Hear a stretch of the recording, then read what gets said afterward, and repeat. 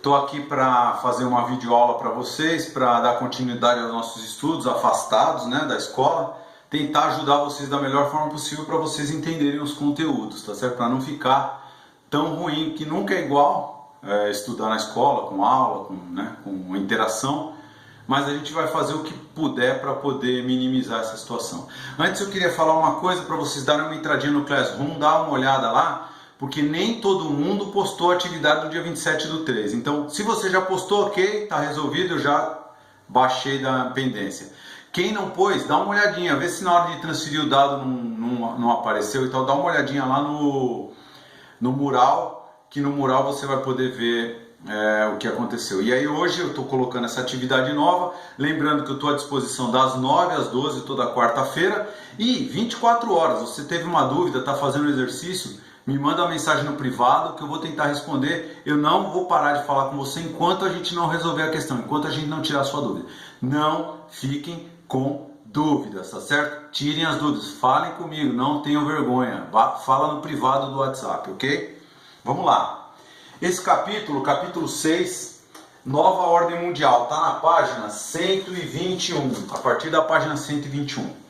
Nova Ordem Mundial, nós já falamos quando estávamos discutindo no final do ano passado, sobre as questões de globalização, de como é esse domínio, a geopolítica, como funciona o sistema geopolítico, os interesses econômicos, estratégicos, militares, comerciais, tem uma série de coisas envolvidas aí.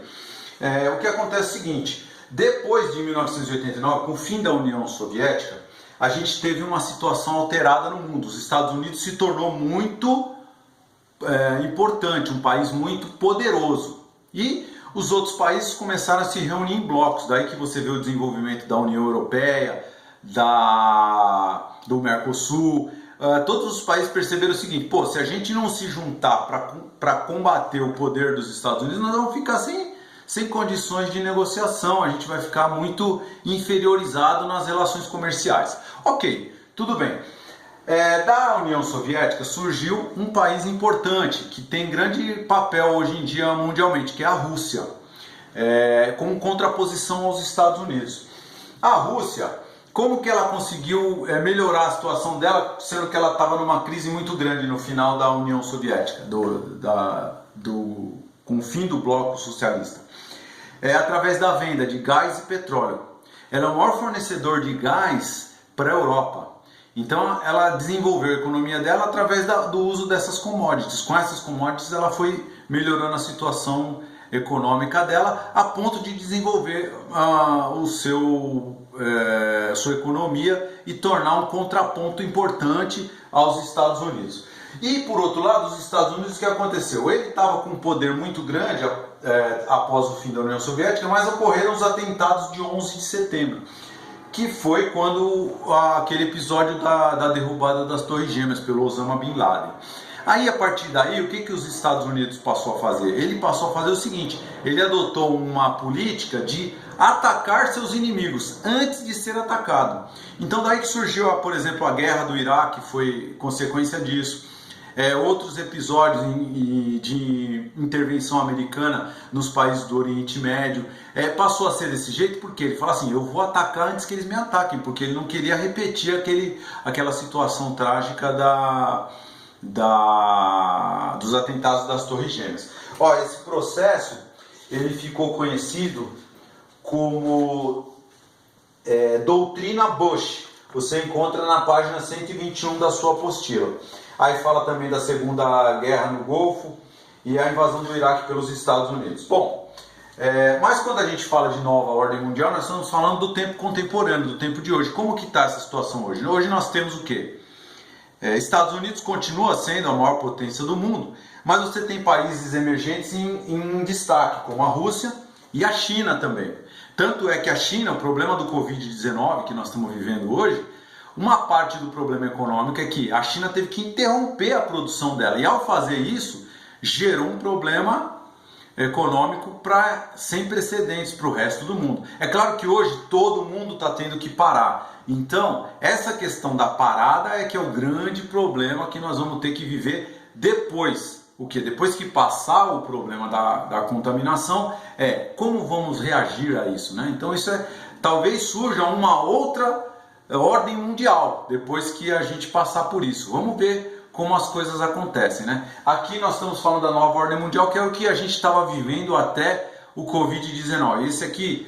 Esse momento de Covid-19 provavelmente vai ser um marco histórico para a história da humanidade. Nós vamos ver como que isso se desenvolve daí para frente. Bom, mas dentro desses países, por exemplo, nós temos a questão da China, que nós acabamos de falar, que ela ganhou muita importância nos últimos 20 anos, porque ela passou de 5, 6% da produção mundial para 16, se eu não me engano, números exatos. Você pode dar uma pesquisadinha na sua internet para ver quanto ela representa da economia mundial hoje em dia. Então ela é muito importante. E a Rússia, por sua vez, ela tem os seus conflitos internos. Ela tem, na apostila você vai encontrar um trechinho falando da invasão da Geórgia de 2008 e também da Guerra da Crimeia. A Guerra da Crimeia, o que tem a ver com geopolítica? Tem a ver com geopolítica, questão geográfica. Porque a Crimeia está localizada no ponto de acesso do Mar Negro para o Mar Mediterrâneo. E é o único lugar que a Rússia tem acesso ao Mar Mediterrâneo. Por isso que ela tem esse conflito com a Crimeia. Ela quer o quê? Tomar conta da Crimeia para não interromper o seu acesso ao Mar Mediterrâneo. Por que Mar Mediterrâneo? Porque o Mar Mediterrâneo vai no sul da Europa, na parte sul da Europa. Se você pegar o mapa da Europa aqui, o Mar Mediterrâneo está logo abaixo, né? Passa ali pela Itália, Portugal, isso ele faz. Ele é litoral de Itália, Portugal, Espanha. E por outro lado também da África. De que parte da África? A parte norte da África. Uma parte importante, onde nós temos o quê? Os principais países que fazem comércio com a Europa. Egito, né? Que exportam bastante petróleo.